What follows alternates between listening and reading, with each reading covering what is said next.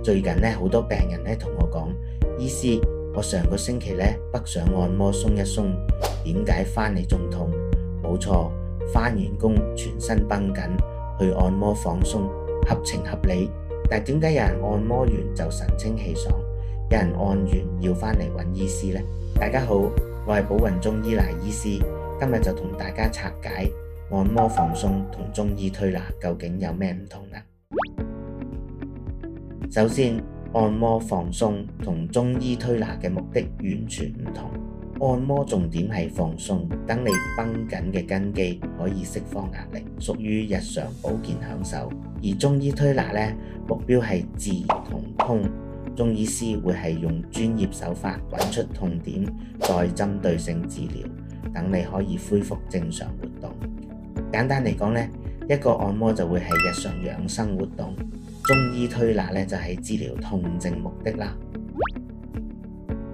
點解按摩唔係越大力越好？好多人都有個按摩誤區，就係覺得按得越痛越有效，師傅越大力越好。其實呢個想法係好危險嘅。普通按摩好多時只係放鬆表面肌肉，未必觸及問題根源。如果師傅用力不當，壓到發炎嘅神經或軟組織，真係會越按越傷。大家可以一齊想像一下，你嘅肌肉筋膜就好似一束打咗結嘅繩，死力去捽，用力去撳，只會令個結越收越緊，甚至損傷繩嘅纖維。當你本身已經有痛症，即係局部位置發緊炎同埋充血嘅話呢，就會好似一個小火頭咁，用暴力按壓就好似向火頭淋油，只會令炎症加劇，造成二次損傷。第二日起身唔止唔鬆，反而更痛更繃緊，就係咁解。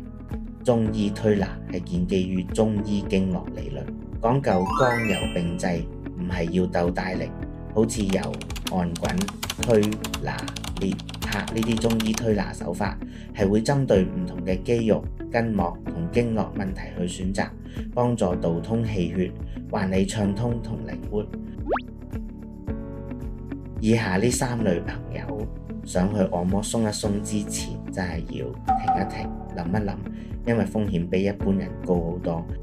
第一類，急性痛症發作期，好似唔小心閃親條腰或者拗柴呢啲急性痛症呢，因為整親嘅位置正處於急性發炎期，會出現紅腫熱痛。呢個時候身體正忙緊修復組織，好似一個火頭咁。如果呢個時候再用力按壓，就等同於火上加油啦，會令局部血管擴張更厲害，充血同水腫情況加劇，反而會延遲康復，痛上加痛。正確嘅做法可以先用冰敷同埋休息，